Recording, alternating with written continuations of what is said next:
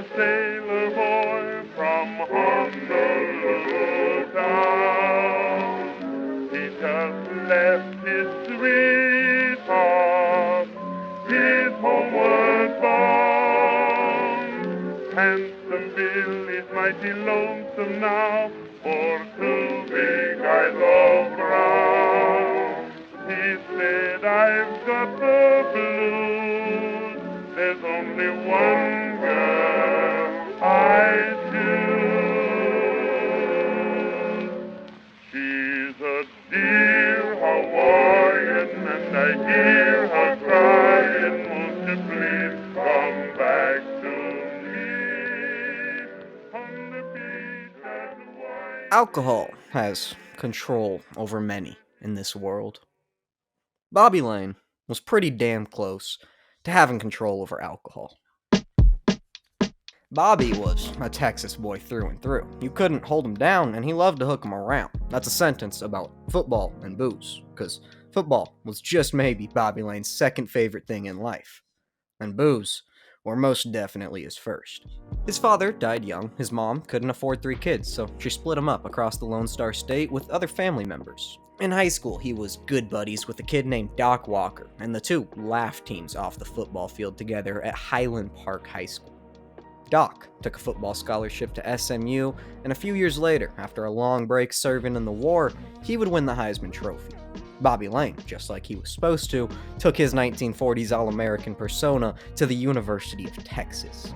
His 4-year collegiate career would cement him as one of the greatest quarterbacks the Orange has ever burned.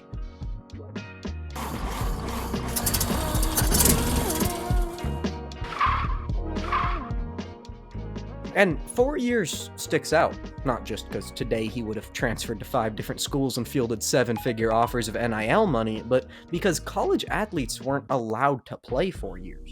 The contrasting time period is crucial to keep in mind through everything related to Bobby Lane. It's the 40s, Victory Gardens, Zoot Suits, Atomic Jitters. America is all over the place like a wartime jazz solo, and that Hitler guy is bad. We are sure of it now. With World War II peaking, the source material for Oppenheimer coming together, chaos wouldn't be too far down the list of describing words. This chaos seeped, just as it did into every little aspect of life for Americans, its way into the sports world. A country's best generation of athletes were sent overseas, many to never return, never to live out their athletic careers. Heroes, plain and simple. And you want to talk about what ifs in sports, there's a lot there. Back home, attempts to keep sports up and running were slowly understood as essential. Some initially scoffed at the idea that time and resources were being used on sports and games rather than the war effort. Over the course of the war, it would become more and more apparent just how much of a real factor it was to keep morale high in the country. A sense of normalcy to come home to, read about in the paper, was a welcomed perk of wartime life. This was highlighted by a now famous message, since dubbed the Green Light Letter, sent from US President Franklin Roosevelt to Major League Baseball's commissioner, encouraging the sport to keep playing ball. Other sports took that as an invitation of their own. In the world of college football at Texas University, the loss of key talent led to one freshman quarterback getting the unprecedented chance to play 4 years of football. Freshmen in the NCAA were not actually allowed to play on varsity teams all the way until 1972 because it was commonly agreed that no 18 or 19-year-old was ready to compete at that level. But like everywhere, various exceptions were made during wartime to keep college football rolling. Bobby Lane started his first game, an extremely rare feat, missed the second with injury, and then started every other game of his freshman season. He led the Longhorns to a 5-4 record, coming 1 point away from winning the Southwest Conference Championship. The deciding game for the conference title came in the penultimate week against the TCU Horned Frogs. A detailed and well-preserved article from the time gives us an enhanced look at this specific game and an idea on how football was played at the time. One guy was described as chunky and swarthy. That's cool. The final was 7-6. It was a slogger. The Longhorn and the Frog, which I think would make a good movie title or band name, but not both, took turns punting to each other all day. It was ground and pound eras of football here. Late in the fourth, TCU had 5 total passing yards all day. Texas had 7. Texas also had 2 punts blocked, one of which gave TCU their only score of the game, courtesy of Mr. Chunkensworth. Late in the fourth quarter, Texas was desperate, but Bobby Lane, accent on, threw out a heave as high as hail that floated down out of the air and right into his wide receiver's arms for a 43-yard passing touchdown. 3 times the day's yards on one play. But Bobby was also the team's kicker in a time where that was pretty common for the quarterback to do. On the extra point, his toe dragged on some wet grass and the ball never made it higher than his own head. Texas walks in, gives TCU a kiss, and leaves with some warts. A tough-to-swallow 1-point loss. Heartbreak and Bobby Lane go together in a sentence for the first time since his early childhood.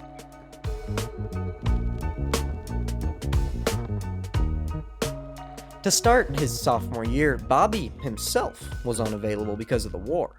World War II actually officially ended 20 days before the season started, but the process of bringing soldiers home took another year or so. He spent 8 months in the Merchant Marines serving alongside his buddy Doc Walker. In the 6 games he missed, Texas managed a 5-1 record, their only loss just last week before he came back because of a missed extra point. An identical 7-6 football game. That's alright. Bobby's first game back was against SMU, which was also Doc Walker's first game out of the service and the first of his career. Bobby beat up on his buddy, and Texas won that game and didn't lose again the whole season. Southwest Conference champions, ranked 10th in the country, they found an invitation to the Cotton Bowl in their mailbox. On that day, it was a Tuesday, Bobby Lane would introduce himself to a fella known as Football Immortality. The two would become great friends.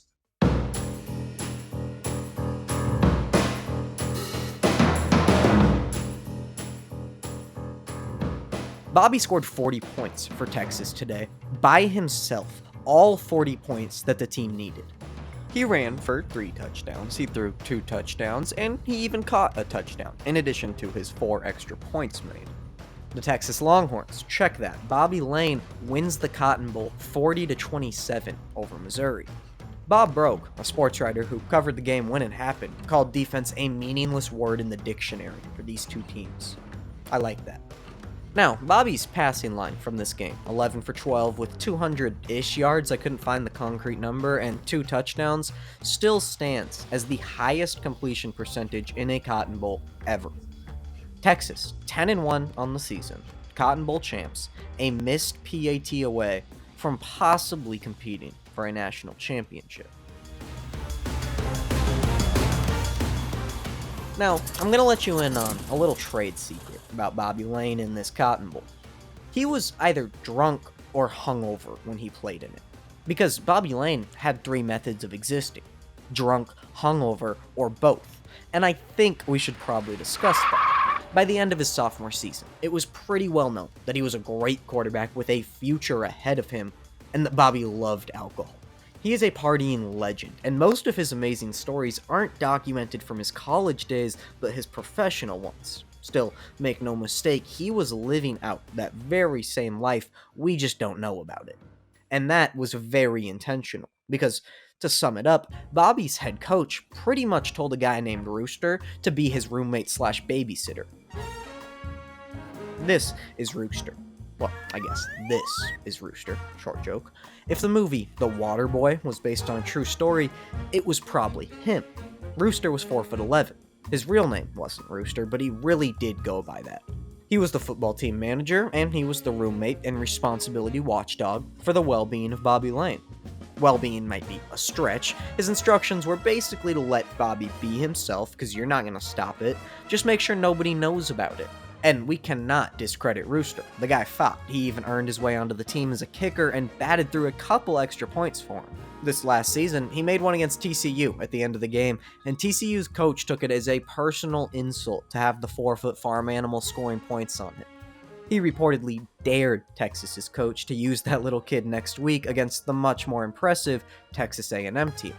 The Longhorn coach said bet and did just that as they beat A&M and Rooster went 2 for 3 on PATs.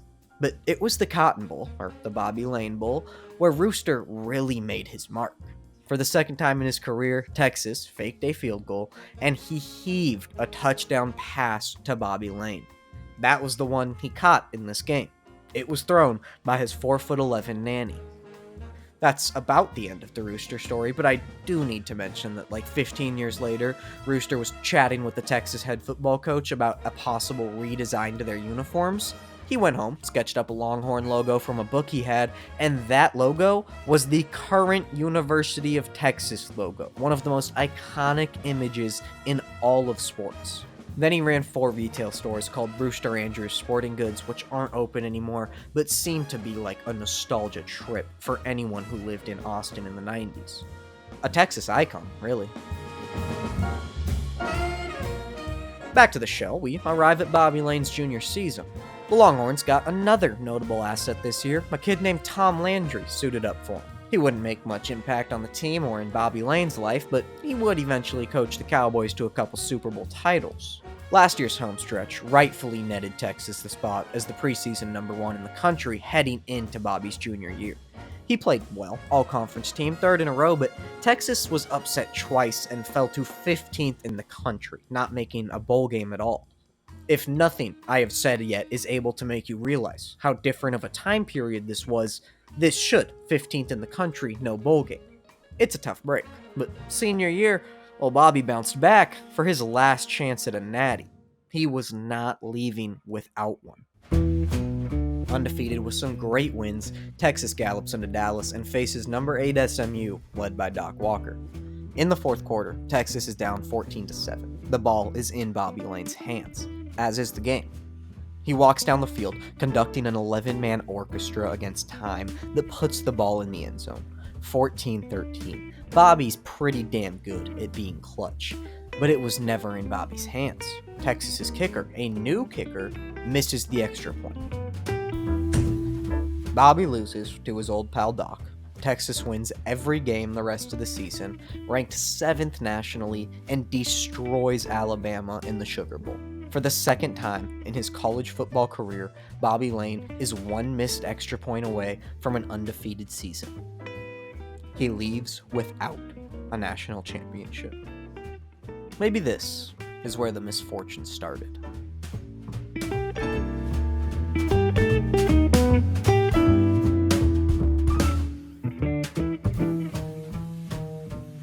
Now, an almost forgotten part of Bobby Lane's career is that he also played baseball while at Texas and was like an amazing pitcher with a 28-0 conference record and the school's first 2 no-hitters ever.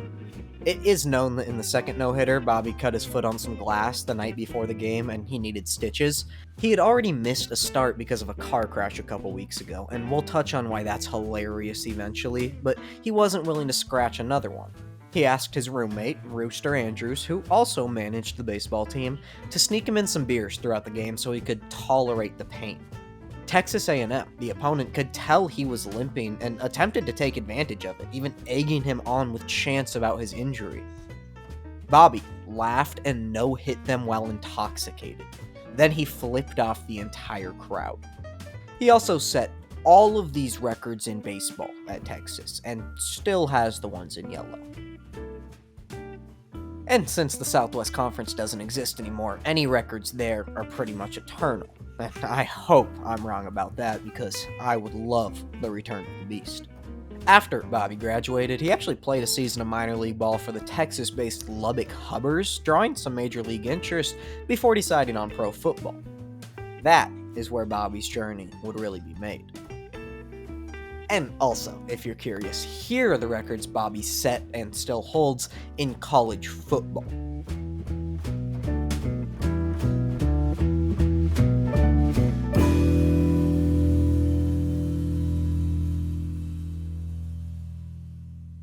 We enter the world of professional football in the late 1940s. The NFL was starting to get into some pretty intense competition with a rival league, the AAFC at the time, and they were both drafting the same players. The NFL was actually actively in the middle of the 12-year period where they were using their bonus pick system that rewarded a team at random with the first pick. We touched on this last video, but what I neglected to mention is that this lottery system was actually invented for the very purpose of competing with the AAFC. The leagues took the same players with the first 3 picks in a jumbled up order. In 48, the leagues took the same players with the first 3 picks in a jumbled up order. Bobby was the 3rd and 2nd overall, but still chose the NFL. And a year and a half later, it seemed he made the right choice. The AAFC folded, with 3 of its teams joining the NFL. And just 3 months ago in present time, the NFL finally decided to incorporate records from this rival league into their own history. But even choosing the NIFL, Bobby was absolutely dead set against playing for the team who drafted him, the Pittsburgh Steelers. As much as you could in 1948, he demanded a trade and was sent to the Chicago Bears before ever putting a Steeler jersey on. You may be curious why a team like the Steelers was a place Lane wanted to avoid at all costs. It's important to understand that these were not the 6 Super Bowl winning Steelers with a history of tradition that we know today. While Bobby was in high school and college, the Steelers had just been ravaged through World War II like no other NFL team was. In 1943, they had to temporarily merge franchises with the Philadelphia Eagles just to keep the team afloat. That joint Steagles team, as they were known, actually wasn't terrible, but after the season, the Eagles were ready to get back to flying solo. The Steelers were not. The next year, they found a new partner, the Chicago Cardinals, to temporarily merge with. This Card Pit team was horrendously bad at the sport of football. They finished 0-10 with only 1 game within 1 possession. Sports writers of the time dubbed them the Carpets in light of opponents walking all over them. They have a real case for the worst team ever. Though back on their own, the Pittsburgh Steelers were a bit of a laughingstock of a franchise. Looking at it on a broader scale helps too. The Steelers were founded in 1933. For the first 38 years of their existence, they made the playoffs 1 time and lost a tiebreaker game. But my logic does seem faulty. These joint teams were terrible, and before that was ugly, but that one single Steeler playoff appearance was literally this past season, before drafting Bobby. The most successful season in franchise history just happened. Clearly, they're on the rise, so why was Bobby so adamant about getting out of there? There's a full, weird story behind that very question. The Steelers traded away their best player, Bill Dudley, to start last season. In 1946, he had won the Joe Carr, the equivalent of league MVP in the early NFL. Fun fact, this was the last season the Joe Carr trophy was given as we began evolving into the modern-day MVP, but the Joe Carr Award is technically the only one in the league's history that was officially sanctioned by the NFL. Today's award is technically just the Associated Press and it's voted on by some writers. We just all listen to it and kind of treat it as fact. But the last person who the league itself actually gave an MVP to was Bill Dudley of the Steelers. I am starting to get very good at getting way off track in these videos. Unfortunately, Mr. Dudley and the Steelers coach just didn't get along, so they shipped him to Detroit for a couple players and the Lions' first-round pick. Obviously, it worked pretty well for the Steelers. They still made the postseason without Dudley, albeit a tiebreaker game, and they got the Lions' number 3 overall pick in the draft, where they grabbed Texas star Bobby Lane. However, not long after the season ended and they drafted Bobby, unforeseen tragedy struck the team. Jock Sutherland, the team's head coach, probably the greatest thing to happen to the franchise since Art Rooney founded them, was the man who led them to their only taste of success. He took a scouting trip in April, searching around some hotspots in Kentucky looking for talent. He was found in his car, delirious and confused. He was taken to a hospital, who diagnosed him with nervous exhaustion. Then they decided to fly him back to Pittsburgh for further testing. There, it was discovered Sutherland had a brain tumor. 2 days later, following an emergency surgery to remove the mass, he was dead. Out of nowhere, the Pittsburgh Steelers franchise was set back at least a decade. Bobby Lane had no interest in helping them rebuild. He was quickly traded to the Chicago Bears.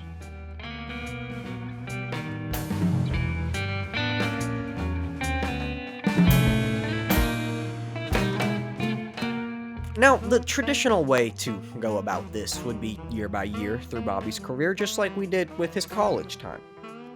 No. Here's all of it.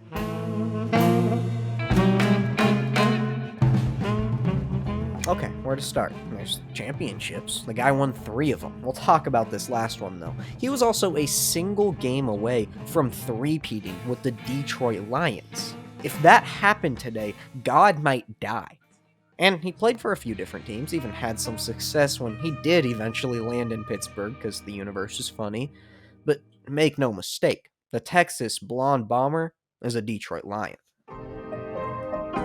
This early stint of his NFL career being so bumpy on the road is no accident. That time in Chicago did not bear much tasty fruit. Bobby sat as the third-string quarterback all year, started one single game with Hall of Famer Sid Luckman leading the team, and he blew out a Windy City never to return. It's unfortunate because, by the laws of the universe, he could have fit right in there. He never had a 4,000-yard season in the NFL. But instead, a hilarious trade that only could have happened in the early NFL took place.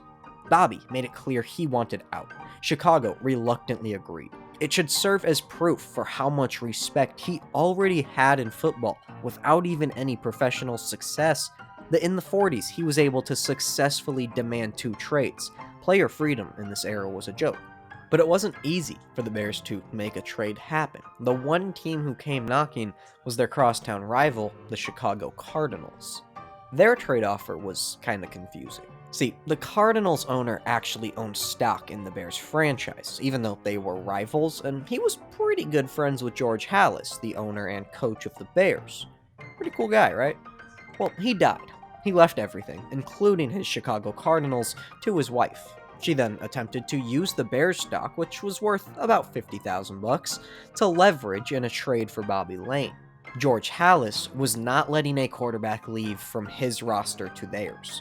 This could just be seen as rival stuff, or George having seen some sort of potential in Bobby.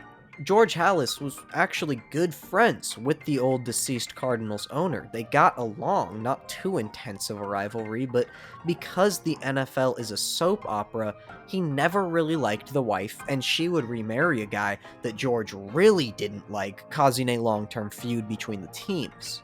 So now, with motivation, Halas put some real effort in and negotiated a trade to the New York Bulldogs, a stumbling, soon-to-be-extinct franchise. The Bulldogs get Bobby Lane, the Bears get $50,000 and a couple players.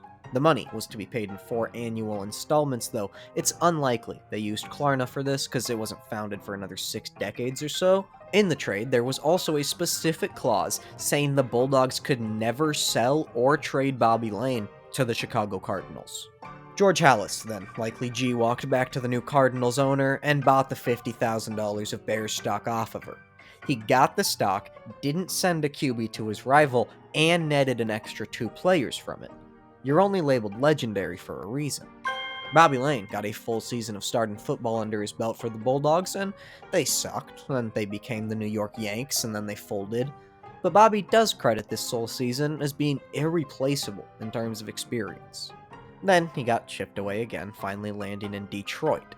The Bulldogs franchise would only exist for this one season, rebranding to the Yanks this offseason, and it seems from this article that the rebrand happened before the trade, which in my head means a Bobby Lane New York Yanks jersey would be a crazy pull, even edging out the Hawks Carmelo Anthony piece. The team would fold a few years later after making their way to Dallas, and their assets would be given to the new Baltimore Colts. The Detroit Lions, in acquiring Bobby, also had to tame the bill. They would finish up the annual payments to the Bears that totaled $50,000 from the original trade. George Halas would later famously say that the Lions should have kept paying him $10,000 a year forever based on what Bobby did for the team.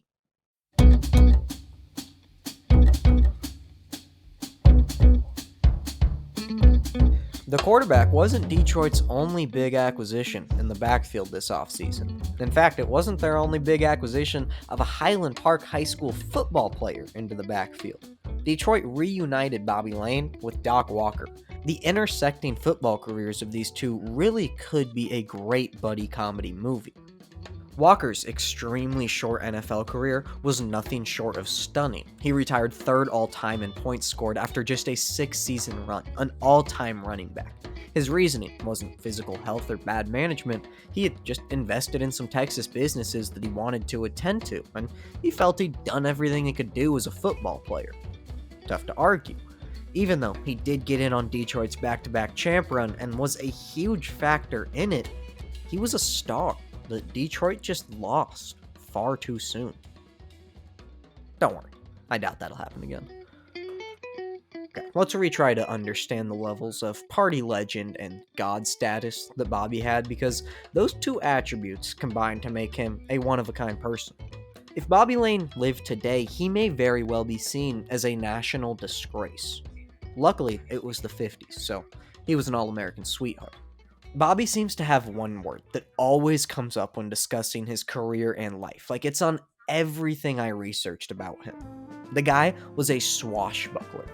I love that word. I'm gonna use it 3 more times. Here's a quote.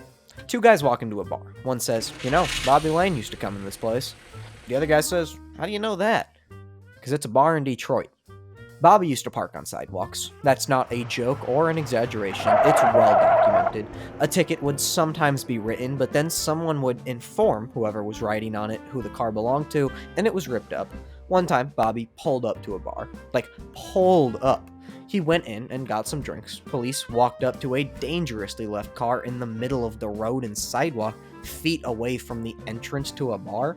They burst inside to find whose it was.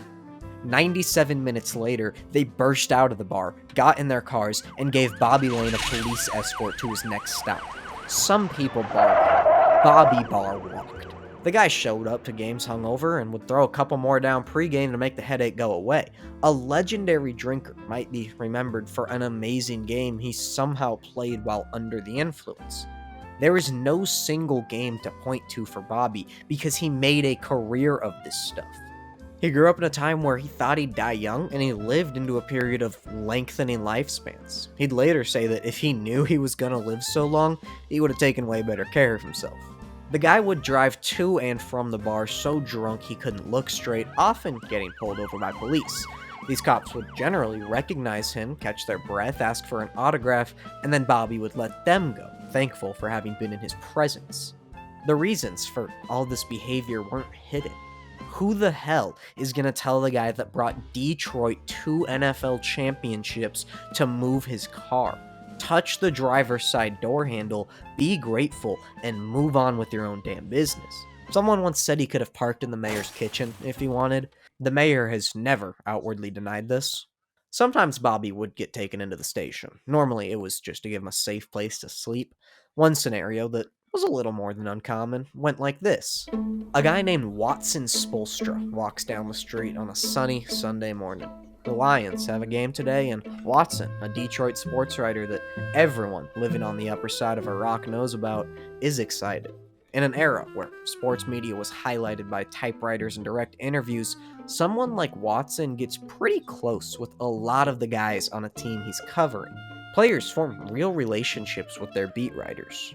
Close enough relationships that Watson, on a day like today, has one stop he has to make before heading to the football field.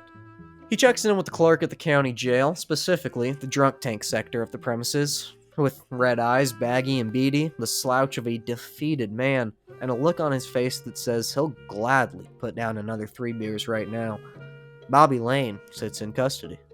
Watson Spolstra nods at a guard who knows the drill all too well. Good luck today. Give him hell, Bobby, he says genuinely, as he opens the iron bars and lets the quarterback free. 2 men, Bobby and Watson, different from each other in countless ways, walk down the sidewalk with an indescribable dynamic between the two. One rich, famous, the other well-known, modest. A couple hours from now, one will lead his team to victory, throwing 11 completions on 22 attempts for a touchdown and 177 yards, electrifying a crowd of 74,000 fans. The other will sit, watch, and quietly write all about that game, with few of the 74,000 aware that he made it possible. Decades from today, one will be dead, a fate heavily aided by his penchant for alcohol. The other, 15 years older, will outlive him by a decade. His grandson will, one day, coach the Miami Heat to glory. This was just another Sunday for Bobby Lane.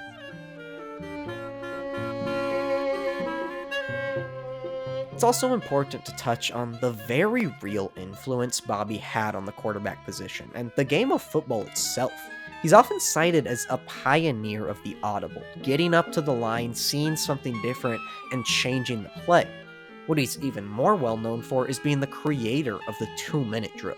Johnny Unitas gets the credit, and he really did take it to another level of execution and popularity, but Bobby Lane was undeniably out there doing it before him.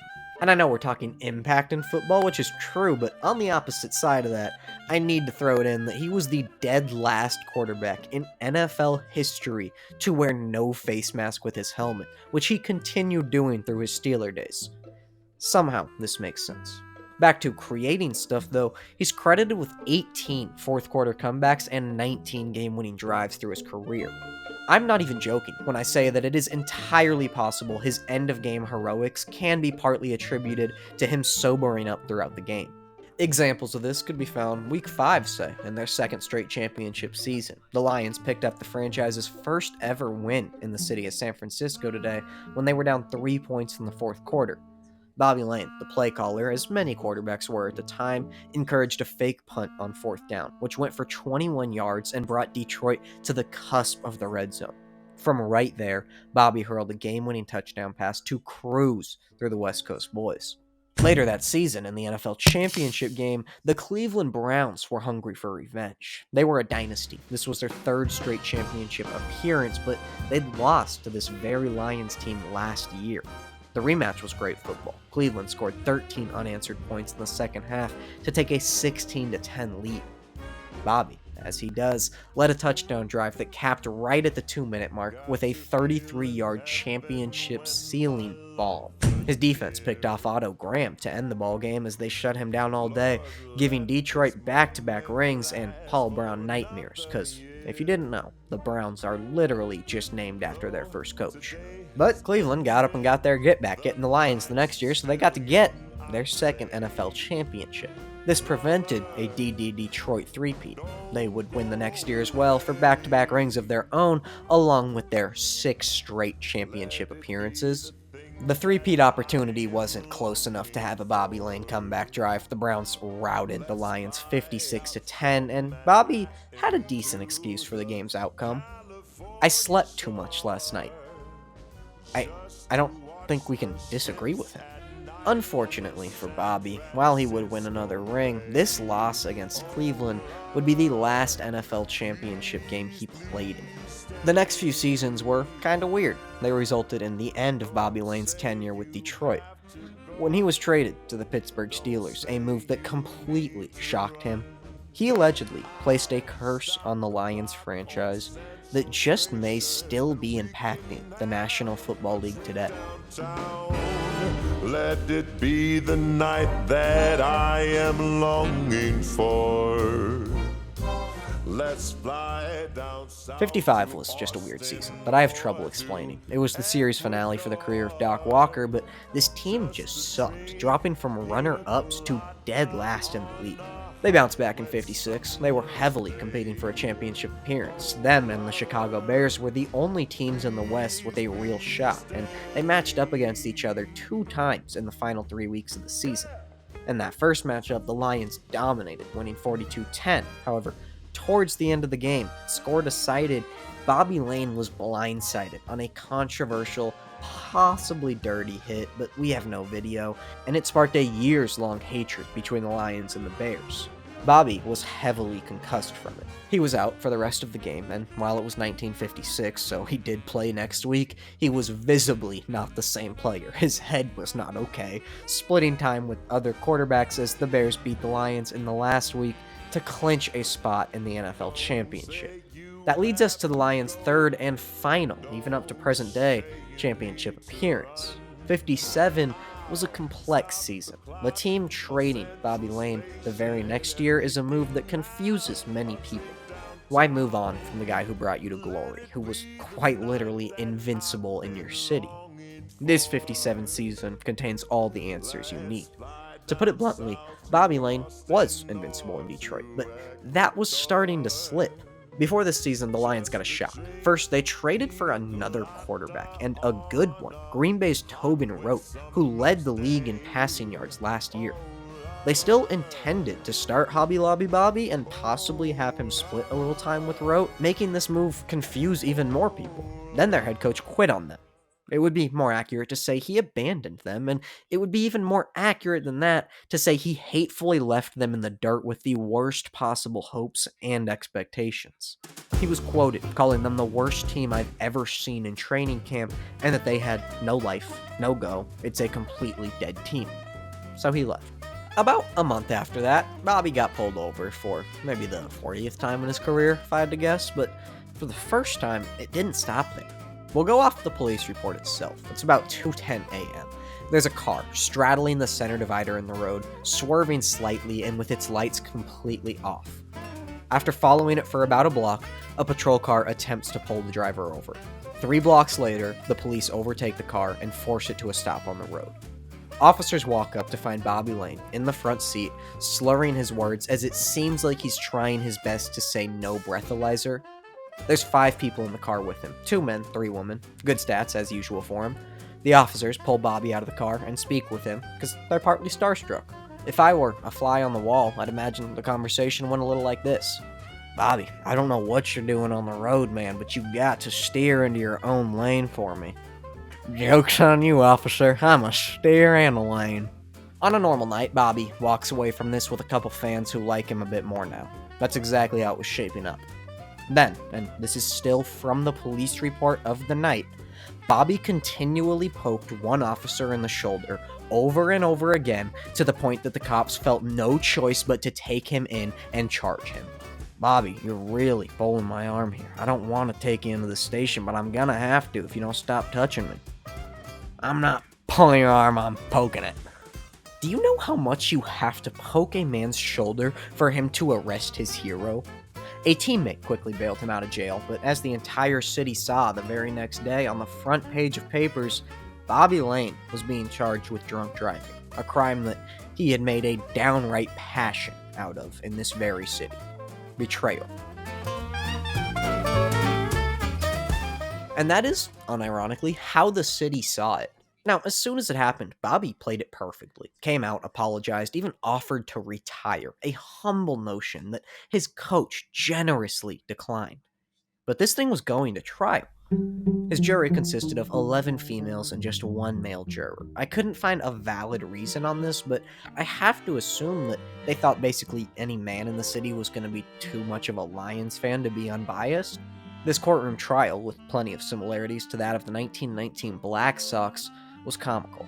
Through the course of the trial, prosecutors hilariously attempted to lay out the exact course of Bobby's wild night out, including every watering hole stop he made. He likely sat back, watched them do that, and thought, man, you guys remember more than I do. That looks like a fun night. One stop that was singled out was from a bar owned by a former Detroit Lion, Les Bingaman, nicknamed Bingo, who retired right after the failed three-peat in '54. Bingo gladly took the stand when asked to testify on his ex-quarterback's behalf. Under oath, he said that the scotch he served Bobby on that night had practically no alcohol in it. It was basically a movie prop drink, and he gave it to him in this tiny, tiny glass. A Detroit news writer at the time had this to say about the testimony. Greater love hath no man than he should ruin business for a friend. Why can't we talk like that anymore? Now, the cops' case wasn't confusing. They said Bobby was drunk. It was obvious. Not a hard story to sell, and they were able to tell from slurred speech and probably excessive poking. Bobby Lane stepped up in the pocket, slid left to the witness stand, pump-faked under oath, and testified that, no, officer, that's not slurred speech. That there's my Texas drawl. Might have made me sound a little drunk to you, and I do apologize for such. It's funny, it really is. This was a real legal defense. As if, man. The jury took 24 minutes and cleared him of any wrongdoing. One of the ladies from the jury was quoted, saying Bobby ought to give us women a big kiss for letting him off. That says about all of it. Actually, this does. The night he was found not guilty, the Lions held a team party at a local bar and actually hung up a sign that said, "I ain't drunk, I'm from Texas." Ladies and gentlemen, the greatest swashbuckler of them all, Bobby Lane, Detroit legend.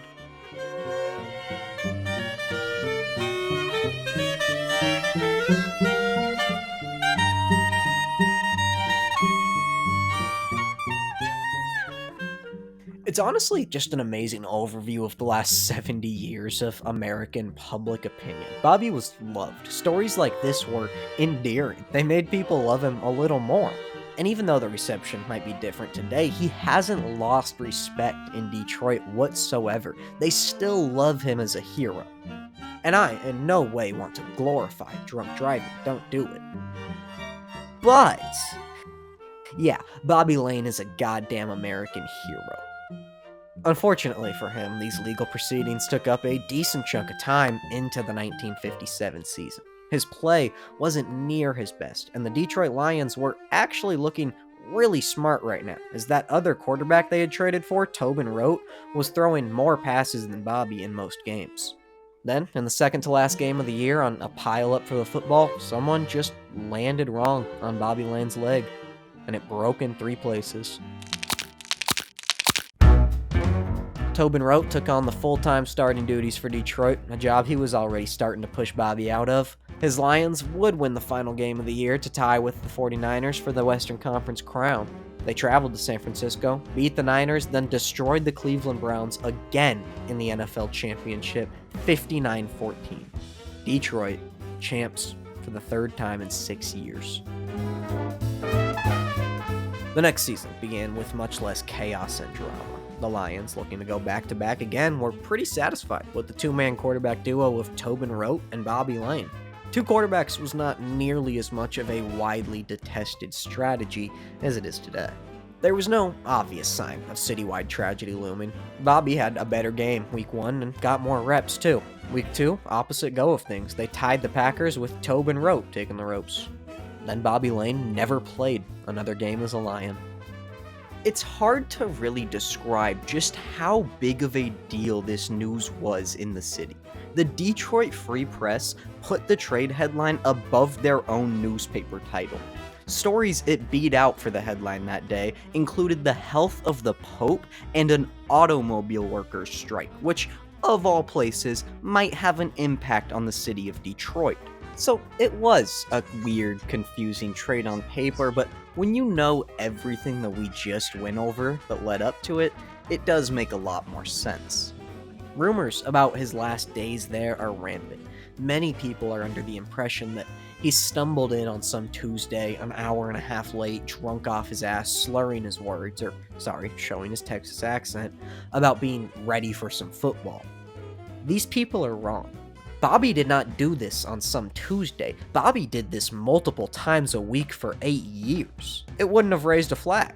It's a common sentiment that the Lions traded him because he showed up drunk to work one too many times, but that's a story that's never really been verified. I am sure it played a part. His star power was probably beginning to fall below the line it had to be to make up for his alcohol-fueled antics, but as we just learned, there was way more to the story. Whatever the reason was, news of the trade shocked Bobby to his emotional core. He was at the airport in Detroit picking up his wife when his coach, scrambling to try and do the right thing, tell him before it became public, finally tracked him down. "Hey, Bobby, you're going to Pittsburgh. Hope the missus had a good flight." And after packing his things up and getting ready to leave Detroit, Bobby Lane may have said something to some group of people. There's a lot of quotes. I'll go with the one from his own son that he does truly believe his father, Bobby Lane, uttered. As he was leaving town, heading for Pittsburgh, my mother said people were talking to him or something, and he turned around and said, "Well, you no good, lousy blankety-blanks won't win another championship for 50 years. Yeah, that's what she said he said, and he was just mad. The curse was laid. Detroit Lion football was never the same. Just like it always did in this city. What Bobby said went.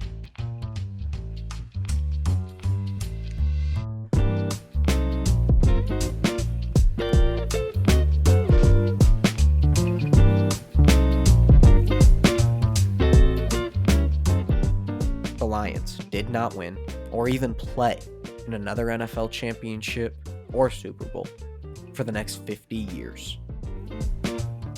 And actually, up to today, 67 years, because it is still running. We're beginning to fear Bobby may not have known the limits of his own power.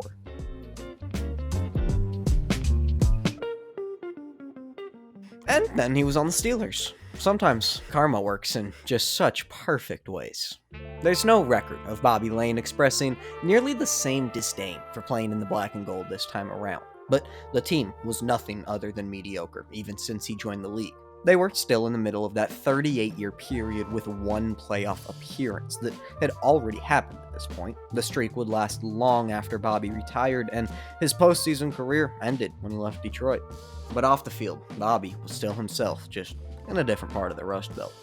After an exhibition game before his second season with Pittsburgh, he was arrested for the second time. I'll give you 2 guesses at the crime. While driving, he, quote, struck a parked auto, then left the scene and transferred to a taxi cab, end quote. Austin officials attempted to press in the case, but they couldn't convince the 3 witnesses who were in Bobby's car at the time to return to Austin for a trial. Those 3 witnesses also happened to be his teammate Len Dawson and 2 Chicago Cardinal players he was close friends with. Bobby 2, the law 0. But the guy just had to get the three-peat. He never could with Detroit. If he can't do it on the football field, he'll do what needs to be done on the streets. Late in the 61 season, Bobby's second to last year in the league, it was 2:30 a.m. Bobby is driving a car. It is not his car. Good God, Bobby. Behind the wheel of his running back's go-go mobile, he loses control of the car on wet road. It slams into a trolley. The trolley was parked. But this was a Saturday. The Steelers had a football game tomorrow. Get home safe, Bobby. Go kick 'em dead out there. The following day was a large day. Bobby Lane entered the game tied with Sammy Baugh for the most touchdown passes in NFL history. It was the final game of the season, and Pittsburgh was out of the playoff picture. Bobby Lane showed up to the game wearing an eye patch that he contributed to an automobile injury last week. Okay, Bobby.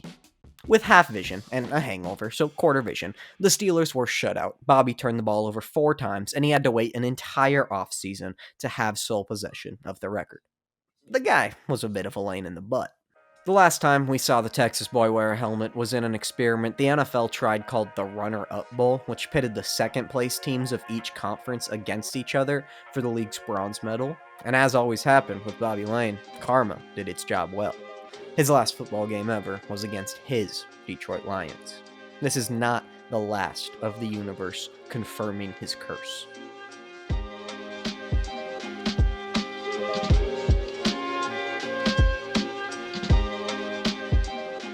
In addition to these records, when he stepped down from the game, he was the league's all-time leader in yards, touchdowns, and completions, the greatest passer ever.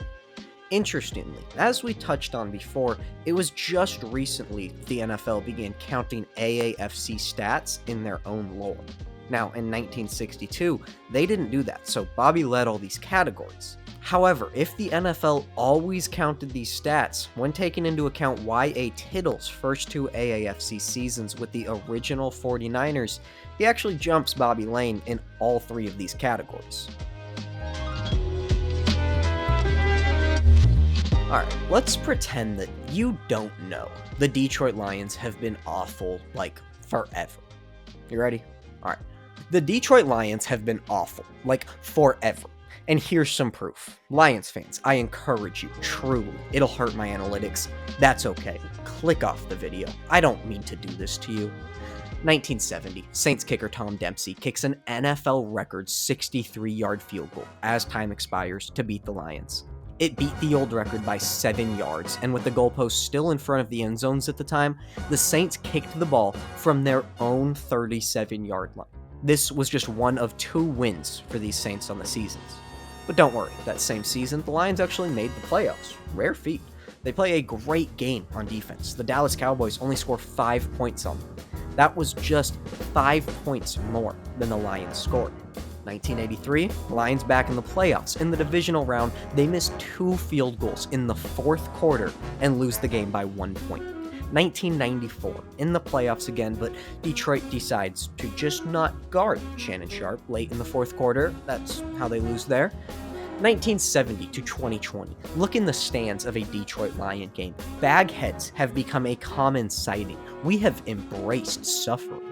1999, superstar Barry Sanders abruptly retires at the age of 31. He is one of the two greatest Lions players to ever wear a jockstrap in the Super Bowl era. His reasons for retiring included the front office, the team performance, and his literal losing of passion for the sport because he played for the Detroit Lions. Not the first great running back to leave them early. Not the last great player.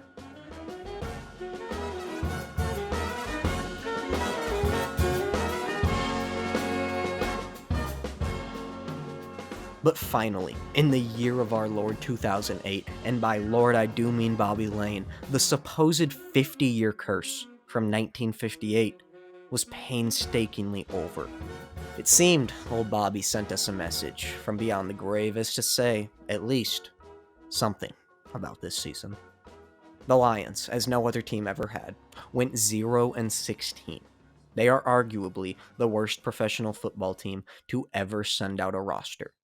It was a harrowing and reminding experience of just how much Detroit is Bobby Lane's city. They will win when he says they can win.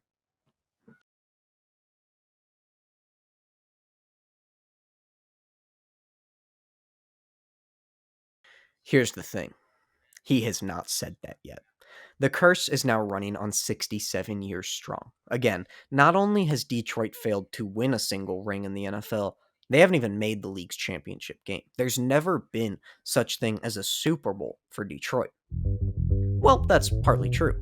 2 Super Bowls were at least played in Detroit, the first one by Montana's 49ers, and the second, just 2 years before the curse was set to expire, won by the Pittsburgh Steelers. Because, of course it was. Bobby had to slip one last Steeler-fueled stomp on Detroit. And the coincidences do not end there. There's a reason this curse is so popular. After the 0-16 season, fans hoped the weight was lifted. The Lions, of course, got the first pick in the draft, and they went after who they thought would be their next franchise quarterback. Out of Georgia University, Matthew Stafford was selected first and almost instantly dubbed the Curse Breaker. He was a Texas boy through and through. In high school, he was good buddies with a kid named Clayton Kershaw, and the two laughed teams off the football and baseball field together at a school called Highland Park. The Detroit Lions were not messing around with this curse. They picked a quarterback who grew up in the same place, went to the same high school with another famous teammate, played the same position, and even lived on the same road as Bobby Lane. What more proof could you ask for? And Stafford sort of looked like he could live up to it. He struggled with injuries coming in, but in his first fully healthy season, he took the Lions to the playoffs. Okay, you really do have to adjust expectations for these reveals. The Lions making the playoffs is not easy. Just picture whatever they're doing as your favorite team doing that, like 2 steps higher. That's about the equivalent shock level. Sadly, Matthew couldn't win a playoff game for Detroit, and he never would in 3 tries, all in the wild card. The man who seemed destined from the universe to break the curse couldn't get close to a conference championship appearance. His Detroit bestie was a wide receiver, better described as a man among boys, catcher of all things anywhere, Calvin Johnson. Alongside Barry Sanders, he is the other greatest player in Lions history. In 2016, he retired from the league at the age of 30, still in his prime. He cited the Lions' management and lack of a direction for the franchise as his primary reasons. In 2021, they'd finally call it quits and trade Matthew Stafford to the Los Angeles Rams. 13 months later, Matthew Stafford would hoist a Super Bowl trophy above his head as he led the Rams to glory. This is being a fan of the Detroit Lions.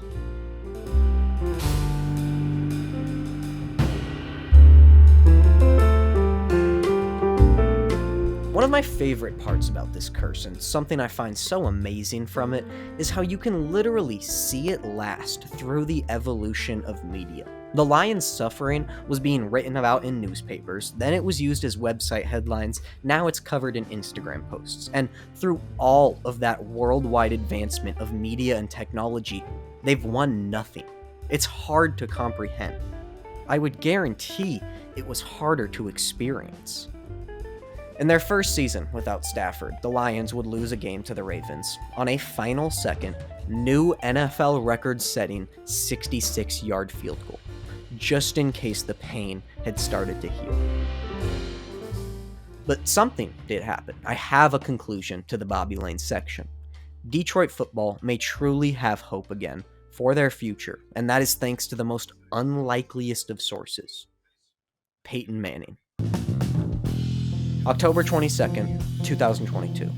The Lions sit at 1-4 on the season. Mentally, they sit in pain. Peyton Manning's documentary series, titled Peyton's Places, looks for an intriguing moment or story through NFL history to have the sheriff talk about for half an hour. They're not professionally licensed to break curses, but just like us, out of curiosity and amazement, they started learning about Bobby Lane. Curiosity turns to obsession, and before you know it, Peyton Manning is walking around bars in downtown Detroit asking about Bobby. Everyone who ever poured a drink in the city has a story to tell. Peyton made his way to Ford Field, home of the Lions. Following basic rudimentary curse-breaking tactics, he, of course, put a bathtub on the field. However, rather than fill it with water, Peyton took a risk. He personalized the curse break and filled a bathtub with 100 cups of whiskey and a cup of salt. Bobby would have liked it that way. Peyton's awareness to turn water into whiskey like some sort of corporate Jesus may very well be the key. Since that very point, the Detroit Lions have an overall record of 37-12, playoffs included.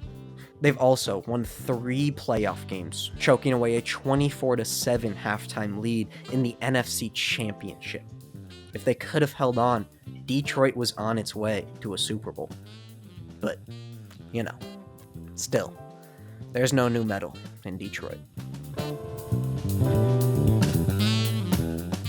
Now, exploring the potential validity of this curse is pretty funny. It's mentioned in absolutely no known recorded media until the early 2000s. That doesn't exactly bode well for the case of it being real, but it's funny. This Detroit sports writer, Jerry Green, brought it up for the first known time in 2001. He was just kind of ranting, as Lions fans often do, and said, God, maybe we have some sort of curse from trading away Bobby Lane, who knows?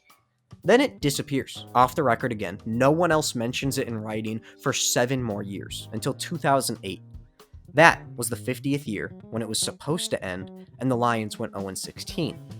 A different sports writer picked up on the theory as he was revisiting the team's history and said, hey, maybe the Lions are just ending a curse right now, and we're going to be good after this. That is when the theory exploded to a well-known level, and it's stayed bouncing around NFL circles ever since. Through the Lions' winless season, people really started talking about the potential curse finally being over and this being a sign of it. And hilariously, Jerry Green, the first known person to mention the curse, dismissed it as absolute nonsense. What? The only other person I've seen realize this was a Bleacher Report author from like a decade ago, and he shared the same astonishment I'm having right now. This has kind of led me to believe Jerry couldn't have been the first to bring it up, and it might have existed as whispers throughout bars in Detroit at the very least. Tragically, Jerry died just a couple years ago after being the only person to cover each of the first 56 Super Bowls as a sports writer. It was never confirmed if he created the curse on a whim, and it really just comes down to the emphasis you put on his almost 30-year-old sentence.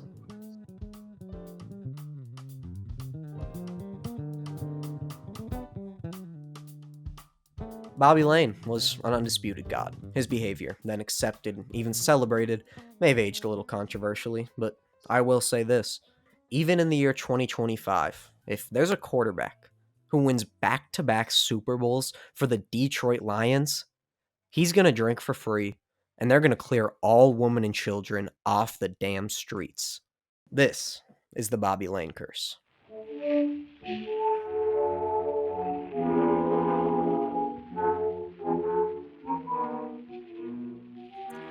Was that all enough to grab your attention? Is there any rebuttal you do care to mention? I mean, it's a great story, I won't deny that, but it's also just a bad football team. Like, they kept losing after this supposed 50-year curse. There's no reason to blame it on some mythical supernatural force. Not to insult what you do, but we're both adults. We can be honest, you're pushing fairy dust. You're entitled to your own personal thoughts and misgivings, but allow me to ask, what is it you do for a living? I'm a YouTuber. I make sports videos for people to watch. I'm guessing that's why we're talking about sports-related curses. You're trying to relate with me. You probably did your homework. Well, I'm no magician, but I won't be giving away my tricks. We should move on anyway. I have another client coming in just a minute. Now, you fear our last curse was just a pitiful franchise. Then the story of a whole reborn city may be able to open your eyes. Spin around now and count up to 10, because in Philadelphia, everyone knows about the curse of Billy Penn.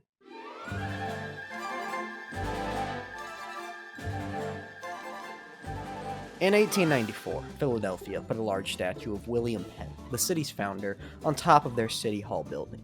It still rests, watching over the city today. Though, not over everything. When constructed, it was the tallest building in all of Philadelphia. It was actually the highest building in the entire world until 1908, a sort of symbolic gesture from the city to the man who it's named after. Through the next few decades, a quiet, unofficial sort of gentleman's agreement was made to never build anything taller than the very tip top of William Penn's statue. It's an odd city, but when they weren't determining building codes by top hat heights, Philadelphia turned into one of the best sports towns in America. With a hand in each of the major 4 US sports, they shined, plain and simple. The NFL's Eagles are a staple of pro football, joining the fledgling league way back in 1933. They have not moved a town since, and they aren't even the earliest pro football team in the city. The Frankfurt Yellow Jackets joined the NFL in just its 4th season and even brought the city a championship in 1926. That same year, the NFL saw its first ever competitor pop up, the American Football League. This was the first iteration of that name, and it wouldn't be until a third try, decades later in the 60s, that the two leagues would merge and create the Super Bowl. But in this original AFL, a team called the Philadelphia Quakers won their league championship, meaning Philly held the title in both pro football leagues in the same season. Then the AFL and all of its teams would fold after just 1 year. Also, I feel like I should throw a disclaimer in about team logos. Basically, anything pre-1950. Teams didn't have official logos, but for the most part, people have gone back and roughly assigned different ones to them for different periods of time. But the Eagles have never wavered. The closest they got to leaving Philly was during World War II when they joined forces with the Steelers to create the Steagles, as we touched on a while ago. But after that, the Eagles won 3 NFL championships and earned the franchise's first and only Super Bowl appearance in 1980. Basketball found a home too. In '62, the Philadelphia Warriors were home to the freak show of the NBA, Wilt Chamberlain. It was this very season that he would average 50 points and 25 rebounds a game. Yes, Wilt could have had a game with 49 and 24, and it would be a statistically bad day for him. His Warriors were a formidable team, beating the Syracuse Nationals in the playoffs before being bounced by the Wilt kryptonite of Bill Russell's Celtics. Tragically for Philly, with the NBA looking to manifest its own destiny, the franchise moved all the way to California, where they would settle down as the San Francisco and eventually Golden State Warriors. But it was not necessarily heartbreak for Philly. A market that size was not left open for long, or at all. The very year the Warriors moved out, the Syracuse Nationals, the team they had knocked out of the playoffs last year, moved right on in town, becoming the 76ers. The city of brotherly love didn't even have to go a single season without pro basketball. Just 4 years later, the new Sixers brought NBA glory back to Philly, winning it all.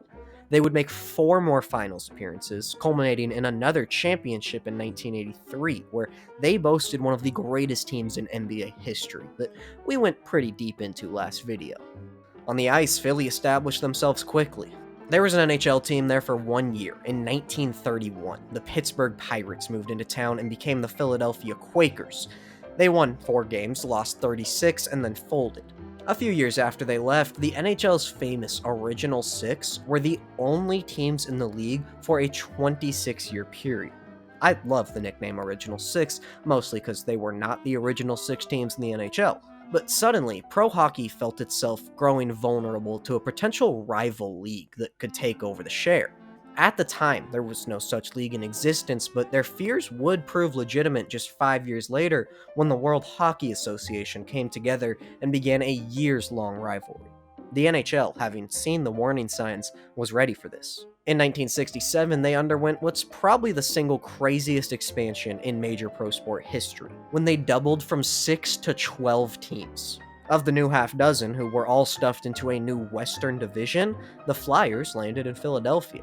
The team name has always been spelt with a Y, although the fan who won the naming contest for the franchise was a 9-year-old boy who, on his original submission, spelt it with an I. And this part's a little weird. Curses get scarier and scarier when you really look into them like this. The Flyers decided on orange colors. Many automatically assume this is an homage to the previous Philadelphia Quakers. It is not. The very real inspiration behind the orange for the Philadelphia Flyers logo is the University of Texas, specifically their burnt orange decal designed by Rooster Andrews.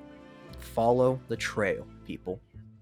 The Flyers were instantly the most successful of the new teams. In their first season, they won the newbie division, and in their 7th year of existence, they became the first of the newbies to win the Stanley Cup title. Then they won it again. Back-to-back trophies and what scholars refer to as a Bobby Lane three-peat, losing in the 76 finals. They made the playoffs for 14 consecutive seasons, becoming a perennial NHL power. And on the dirt and grass, Philadelphia was always present, and did alright. Baseball was played in the city as early as the sport was created, back to the early 1800s. They had a team in 1876 on like the first go-around of baseball teams in the inaugural year of the National League, and while that wasn't the Phillies, they have been around since 1885. In the team's long history, I'm not gonna lie, they went through some pain. 2 World Series appearances, both losses, in a almost 100-year period. But finally, after never leaving the Quaker City, they just brought home a trophy in the year of 1980, completing Philadelphia's infinity gauntlet of sports championships. Rings across all 4 major sports, and that's not counting the ones coming out of the Liberty Bell. Dominance for a city. I've left out just one key piece of information for Philly sports. All of what we just covered is only up to the year 1987. In March of those 365, something happened. It was the fault of skyscrapers. Everything is always the fault of skyscrapers. A proposed building complex in downtown Philly was centered around 2 near 1,000-foot buildings, 1 and 2 Liberty Place. They both absolutely tower over William Penn's top hat, which rests at 547 feet. When approved and eventually built in 87, the Quaker from the other side of the Laker sat helpless in the shade. His anger turned to black magic, and from beyond the grave, out of disbelief that he was topped, he put a hex on the city of Philadelphia. The curse would see the once dominant sports town reduced to dirt for decades. The dominant 1983 Sixers team would be the last to take first place in America's birthplace.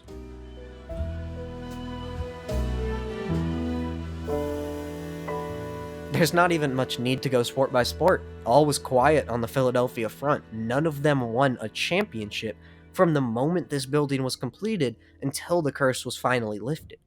You know what? No, there is a need to go sport by sport, because some of these were painful. The Eagles, despite being a consistently good team, never reached the top. They lost 3 consecutive NFC championships, only to make the Super Bowl in the 4th year and lose that. The Sixers would also advance to the finals just one single time, losing in 5 games to the Lakers. The Flyers would arguably suffer the most. In 1987, a mere 2 months after construction was finished on 1 Liberty Place, they would surprisingly push a Wayne Gretzky-led Oilers squad to 7 games in the Cup Finals, but ultimately lost. 10 years later, they were shockingly swept in the finals, this one having been favored and going in with home ice advantage. In baseball, the Phillies would lose their only World Series appearance on a walk-off home run in the 6th game. Some even say the curse extended to college basketball's Villanova Wildcats, located in a suburb of Philly. After winning the national championship in one of the most famous games ever, just 2 years before the construction of the Liberty Buildings, the team would never advance past the Elite Eight. All of this extends to the year of 2007. Occasionally, through these decades, in an act that can be seen as stirring up team passion or attempting to negate the curse, the giant statue of William Penn would be decorated with oversized gear of a Philly team making a deep run. But Billy never forgot or forgave. There is no way to simply overpower a curse. You cannot win through an unbreakable spell. What it took to bring this once athletic haven back to its crown was to make a right wrong. One Liberty Place still triumphed as the tallest building in the city. The City Hall had been long passed up over and over, and it's not even in the top 10 anymore. We found refuge in the unlikeliest of heroes, the darkest of corners, the most evil of human spirit. Live life in the fast lane. Sign up for Comcast high-speed internet today and get this amazing offer. Comcast. When the 974-foot tower was approved and began construction, the Comcast Center threatened to further humiliate William Penn. If it weren't for the bright and clearly desperate thinking of two average Joe construction workers, Philly may never have escaped the pain. Your entire city has John Joyce and Dan Guinean, photos unavailable, to thank for its success. As the final beam was carefully laid across the Comcast Center, the highest one in the city, construction came to an end. John and Dan placed a small figurine of William Penn atop the beam. Once again, he stood as the tallest person, object, or dark magic wielding being in the city of Philadelphia. Remember, stories can be cute, but it is still Philly. The figurine was stolen within days. It was quickly replaced with another, and workers in the Comcast Tower were unofficially assigned to watch over it. Success followed, almost instantly, to a frightening degree. 16 months later, 2008, the Philadelphia Phillies won the World Series in 5 games. The championship parade sporadically cut to still shots of the William Penn figurine atop the Comcast Center, as well as prominently featuring the larger statue above City Hall. In 2016, Villanova basketball would win the national championship on a buzzer-beating three-pointer, then win another title game 2 years later. In the 2017 season, the Philadelphia Eagles would win a miraculous Super Bowl, riding a playoff wave from backup quarterback Nick Foles and shocking the dynasty New England Patriots. 7 years later, the Eagles would win another Super Bowl championship. The city has not fully returned to its well-rounded ways of excellence, but the curse has been lifted, and it seems they've re-entered the arena. Also, while we're here in downtown, I don't know all the stats or anything, but I will say, opposing teams should really stop putting their jerseys on the Rocky statue.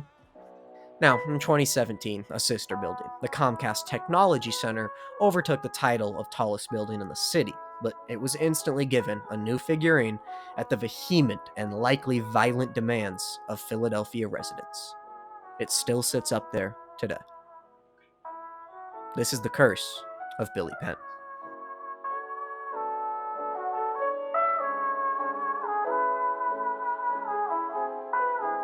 So how about it now? Not only a spell, but one lifted successfully with perfect timing as well. A whole city was freed from the painful gates of sports hell. I mean, I'm hearing you out, and I'll see that superstition can play a real existent factor in sports. I guess these guys just knowing about it could affect their play on a psychological level, but it's nothing supernatural. It all has an explanation. Well, some can't be convinced, and others don't want to. I'll counter not with quality, but quantity, and bring this all to a dark truth. Pick a card, any card, it's your call. Pick another, now another, or hey, pick them all. They are the spirits of curses that could not last. These are the ghosts of all sports past. There's a lot more great curses that I'm not gonna go too deep into. Probably the two most popular in all of sports are the Chicago Cubs' Billy Goat curse and that of the Great Bambino on the Boston Red Sox. Boston sells the greatest player of his generation and is doomed for it, remaining a staple of Major League Baseball but winning no championships for 86 years. The curse, somewhat without higher power reasoning, was broken in 2004 when the Red Sox came back from down 0-3 against the Yankees in the ALCS, then swept the World Series. In Chicago, the Cubs kicked a man out of the World Series game because his pet was too smelly. The pet was a goat. The fan proclaimed that the Cubs would lose this World Series and never win another one. It really looked as if he was going to be correct. It wasn't until 2016, 71 years after the Billy Goat curse and 108 total years since their last World Series win, that they finally lifted the curse by winning one of the greatest World Series of all time. These ones are far and away more popular than what I'm touching on today, but I feel their stories have been told pretty well already. Some other random curses through sports range from fascinating to hilarious. In the 1970 World Cup qualifiers, members of the Australian national soccer team, nicknamed the Socceroos because, yes, naturally consulted with a witch doctor before their first game. As one does, the witch doctor went to the pitch and buried bones underneath the goalposts, cursing the opposition. Australia hopped their way to a 2-goal dark magic victory, but after the game, the Socceroos found themselves unable to come up with the £1,000 for payment to the witch doctor. Bad news, you're cursed, buddy. The voodoo expert pulled his secret card and reversed the curse onto Australian soccer. They would go on to not qualify for this World Cup and not qualify for 32 more years. In Japanese baseball, I am not kidding, there was a team that was cursed because their fans threw a Colonel Sanders statue into a river. Did you know KFC was in Japan? Did you know it was wildly popular, in particular a national classic on Christmas Day? Hell yeah. Many also think the Talladega racetrack was built on land that was taken as a part of the Trail of Tears. Many have died on the track. One driver said he heard a voice in his head in the middle of the race telling him to quit. He listened, got out of the car, and retired from full-time racing on the spot. That same race, a driver would die. Also, Bobby Allison's car almost killed like 40 people on a failed flip reset.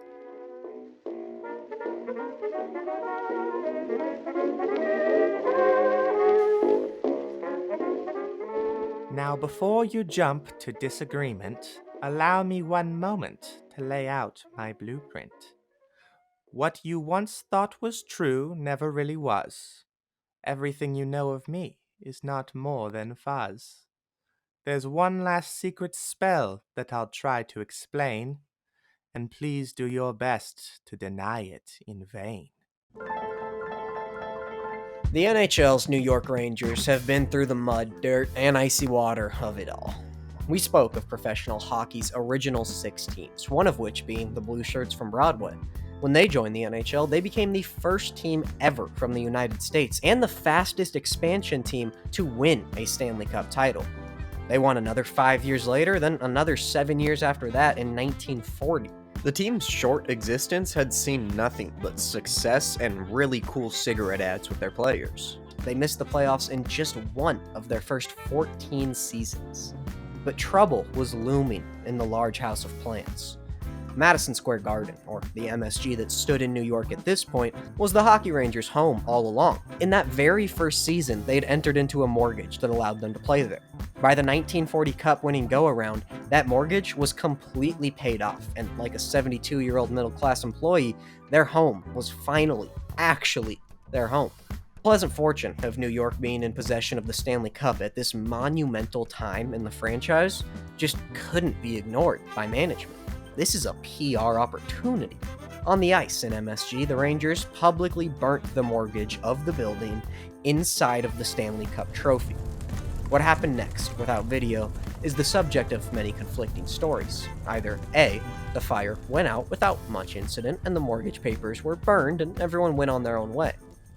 Option B, the more often scenario thrown around, is that the fire quickly burnt larger than expected, engulfing much of the entire Stanley Cup in flames. Members of the 1940 Rangers hockey team rushed onto the ice and, in unison, began frantically peeing all over the cup to put out the fire. It was a successful hose job. Whichever of these stories is true, we can't be sure, but we know the conclusion regardless. If you're not a hockey fan, it's vital to understand that this trophy, the greatest trophy in sports by so far it's funny, is a holy object. In the sport, the Stanley Cup is taken by each team and each player who wins it. They all get to spend time with it, they all get their names engraved on it. The now almost 3 feet tall hump of silver has seen some things through its lifespan. It's tough to explain just how much the cup has been through and what it means to the sport of hockey.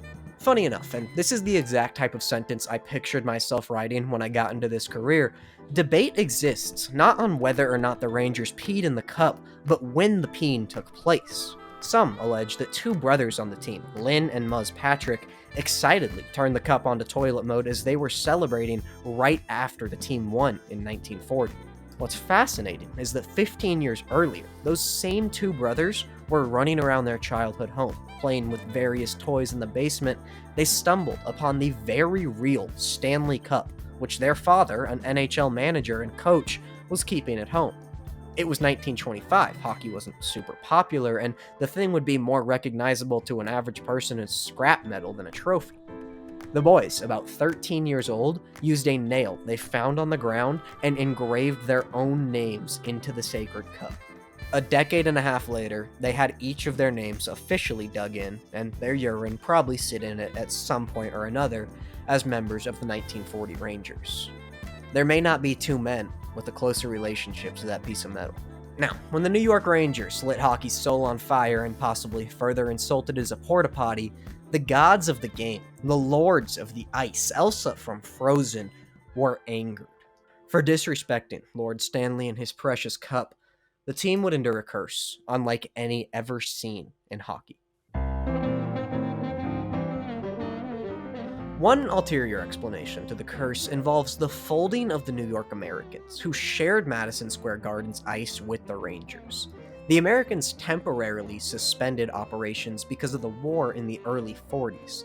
This took the league from 7 total teams, which they had been playing with from a few years now, to 6, marking the exact start of the original 6 era. Their manager, Red Dutton, was named the president of the NHL during wartime, and he stepped down when the war ended only because he wanted to bring his New York Americans back on the ice. Unfortunately, not due to a lack of effort from him, the team was never able to get back playing, and temporary turned to permanent with the Americans folding. The rest of the NHL, even though they had promised to help him get the Americans back, had no intention of following through on that promise. Before he resigned, Dutton allegedly told everyone at one last owners meeting to stick their hockey teams where the sun does not shine. And I don't think he was trying to protect their ice rinks from melting when he said that. Angered, with much of it focused on his New York counterpart, Dutton would place a curse on MSG's other pro hockey team, promising that the 1940 Cup would be the last in Ranger history. This is why you'll see some people refer to this as the Dutton curse. Funny enough, the Rangers also asked to temporarily suspend operations during World War II due to their franchise being heavily weakened. The NHL just simply denied this request, and they had to keep playing with borderline scabs and barely any fans. The 1944 team can be remembered for this the worst. With a season record of 6 wins, 39 losses, and 5 ties, I'd say the player most worth mentioning was the goaltender. It doesn't feel fair to make fun of Ken McCauley, because he's kind of what would happen if the Rangers called me and offered me the starting goalie spot for the season. I'd say hell yeah, and then go be the worst athlete in the history of team sports. He was on the team due to a lack of goalkeeper talent. He stayed on the team due to a lack of goalkeeper pulses. Ken allowed an average of 6.2 goals a game, a record that still stands today as the worst mark ever reached by anyone to play 25 games in a season. Hilariously, Ken played all 60 minutes of all 50 games this year, except for one. Mid-season, December 23rd, they lose to Detroit, which dropped them to 2-16 on the season. New York made their only change of the year. Ken played the first 40 minutes of the game. He allowed a slightly statistically high 5 goals through 2 periods. Then he got hurt. He was subbed out in favor of a 17-year-old boy who was loaned to the Rangers for just a single game. The 17-year-old pitched a 20-minute long, 1-period shutout. He set a record that still stands for the youngest goalkeeper to ever play in the NHL. After his one-game tenure with New York, he would never suit up for the Rangers again, being that he was loaned there. It's even more mind-boggling when you learn who the kid was. His name, Harry Lumley. The next season, he turned 18, and he joined the Detroit Red Wings as their full-time goalie. 15 years after that, he'd finally hang up his skates and be inducted into the NHL Hall of Fame as one of the best goalkeepers in history. Of the 5 teams he played with, none were as brief or as hilarious as his one-game Ranger stint. But New York went back to Ken McCauley, who came back from his injury the very next day and stayed with them the rest of the season. He would let up 26 goals in their next 4 games. Funny enough, it was 1 month to the day after that Lumley game that Ken would do something to make his name remembered forever. January 23rd, 15 goals in 1 game, putting himself on the wrong side of the biggest blowout in NHL history. The league has never seen an uglier game, even today. That was a rough season for the Rangers, and still so close removed from a championship. It could have been taken as a warning sign. After a decade ringless, the Rangers were able to get into the Stanley Cup Finals, but they lost under comedic circumstances. Stories like this are exactly why I'm drawn to the unique aura of silliness in early pro sports. Madison Square Garden had realized they could make a lot more money renting the building out to the Ringling Brothers Circus than the Rangers hockey team, or even the Knicks basketball team. It was impossible to use the arena for hockey and a circus on the same day, so the team would sometimes get booted out of their own arena and be forced to play in neutral or even just away stadiums in a home game. It even happened in the playoffs, and this was the case for their loss in the 1950 Cup Finals. The series was close, New York had the better record, but all of their home games had to be played in Toronto at a neutral site. With a 3-2 series lead, they lost back-to-back games, both in a neutral stadium. They went out in 7 on a double overtime heartbreaking goal, and it is easy to imagine that in a game that close, the slightest of advantage, like a home crowd cheering you on, might have been enough to put you over the edge. The Rangers sucked their way right out of the original 6 era, and when they couldn't win a championship with only a half dozen teams in the league, doubling that number certainly did not help their odds. They impressively made the playoffs 9 years in a row to start the new era, but never went all the way. 2 years off, then they went on another 10-year playoff stretch with no cup to drink from for it. They were embarrassing enough on their own. If New York was a small town with no teams, we could still make fun of the Rangers. But the old thief of joy loves to step in to make you feel even worse about yourself. Comparison to their neighbor franchises across all sports proves shameful. In their 54-year desolation period, the New York Yankees won a comical 14 World Series titles. The New York Mets won 2 World Series titles. The New York Giants baseball team, who, as we know, moved to San Francisco in 1958, had also gotten one in there. Oh, and so had the Brooklyn Dodgers, who moved west in the same year but won a World Series in 55. That is 4 different teams in the same market, in the same sport, a sport that had many more teams in its league than pro hockey, and they all won championships during the Rangers' drought. The New York Knicks won 2 NBA titles, and when you're getting nicked out of a sports stat, you know it's bad. The ABA's New York Nets had also won 2 championships regarding pro basketball. Football was mournful too. The New York Giants stretched off an NFL championship and later 2 Super Bowl trophies in the time. And dear Lord, the New York Jets won a Super Bowl. I take back what I said about the Knicks. This is rock bottom.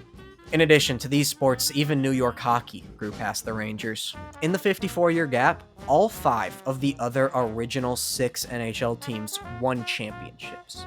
The Canadiens won 20 of them. 5 other expansion teams that had joined after the Rangers' last Stanley Cup win also took home championships in the time. None of these were more pitiful than the crosstown New York Islanders, who were created as a hockey team 32 years after the Rangers were last champions and won 4 consecutive Stanley Cups before the Rangers could break their own streak. A lot of these decades of nothingness can be explained by the loose nepotism-fueled corruption that dominated pro hockey for a long while. The convoluted factors of the original 6 teams mirrored themselves in ownership. James Norris, who owned the Detroit Red Wings, also owned controlling stakes in the Chicago Blackhawks and New York Rangers franchises. This meant he actively could decide the direction of half the teams in the league, and he played a big role in the Boston Bruins franchise too, after he gave them some loans to save them. He used this advantage to stack all of the best players onto his Red Wings. One man, and his perpetual fear of losing to inferior talent, really almost did put the NHL into defunct sports land, and it's kind of a miracle that he didn't. The territorial draft that the NHL used at the time also put New York at a pretty big disadvantage. Getting the first rights to players within 50 miles of your home stadium was not nearly as big for them as it was for Toronto, Montreal, and even Detroit. In '94, the Rangers had a good team with the potential to end the curse. They swept the Islanders in the playoffs, won another round, and in the semifinals met up with the only team God may have hated equally. Aptly, the Devils. New Jersey's hockey team had never won a Stanley Cup in their 20 years of being. The team's fans, as they were taught by Islander fans, spent the series chanting 1940 in the stands, a reminder to the Rangers of how long it's been. Supernatural forces played a factor. New Jersey's home arena held an eerie maximum total of exactly 19,040 fans. It went 7 games. Trouncing through double overtime, PTSD in your head, next goal to the Stanley Cup Finals, and behind the coveted New York athlete overconfident promise, the Rangers won and advanced. The Stanley Cup also went to 7 games and was also won by the Rangers, officially ending the curse. I don't feel right describing this game. It's available in full on YouTube, and I'm going to link it in the description. Just go watch the last 2 minutes of it. The energy, the feeling that it exudes while playing in the corner of your screen as a YouTube video is unlike anything I have ever seen in Madison Square Garden or almost any other arena. You'll be hard-pressed to find a video of fans anywhere that can bleed their emotions through a 30-year, bad quality telecast so clearly. I don't like either team, I knew how it ended, and I got nervous watching. Play-by-play announcer Sam Rosen famously called the ending. I'll let his words speak for themselves. And this one will last a lifetime. No more curses. Man, for a fan base like this, that is legendary. So long coming. They deserve it, no doubt. Hold on. He said what? This one's gonna last a lifetime? Those are the words he wanted echoing through the walls of the Garden. That's what he went with, a lifetime? No more curses? Sam, what are you doing here? As it turns out, Sam Rosen may have doomed another few generations of Rangers fans. You see, the sporting gods are kind of like a calculator. They take everything very literally. Sam could have pulled a Jason Tatum and yelled, "We did it, yay." But he had to get poetic. He had to try and be meaningful. The New York Rangers have yet to win another Stanley Cup since 1994. 31 years and counting.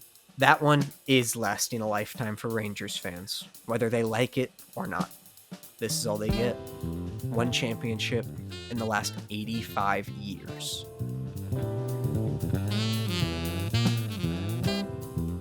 The '94 Cup Finals are pretty funny, because while breaking and then instantly restarting the Rangers curse, they actually started another very well-known one in the hockey world. The Rangers beat the Canucks out of Vancouver.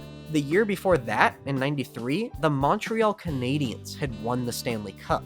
Somewhat amazingly, in the last 31 years since that Montreal team, not a single NHL team from Canada has won the Stanley Cup. Now, the odds aren't on their side. Only 7 out of the league's 32 teams play north of the border, but for a place that's supposed to be ice hockey's true home, it's a rough streak. And it includes the once overly dominant Montreal Canadiens, 20 championships through the Rangers' drought, reduced to ringless ash the past 3 decades. Now, at least they know, even just a little bit, what Rangers fans have gone through. We'll see how many lifetimes we have to wait for these to break. This is the curse of 1940.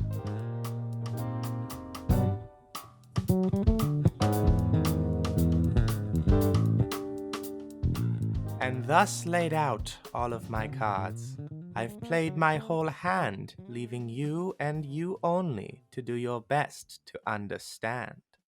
I can appreciate your effort, I really can, and it was a good time. It was some interesting stuff. But as much as I love learning about these old sports stories, you didn't really change my opinion on curses being real. I'm not even trying to be disagreeable, it's just still laughable to me.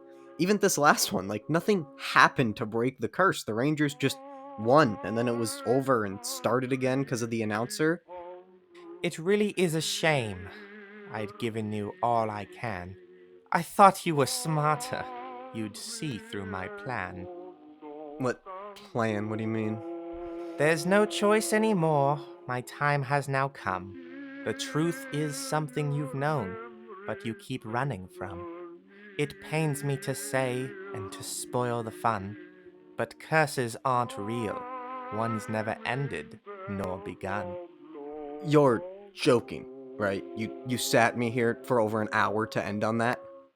Hayden, open your eyes. Find some logic to use. You sat yourself here. You created the ruse. Sports only have curses to avoid the sad truth. If you have nothing to blame for the rough times your teams had, then you're forced to accept that they're truly that bad. Over and over for decades on end, curses make a good scapegoat, like an imaginary friend. You should know best, you do, all in your head, inventing people like me to tell your stories instead. 'Cause the truth isn't nice, there's no sort of bliss. No light in the tunnel, just empty abyss. Knowing I was never real, and neither any of this.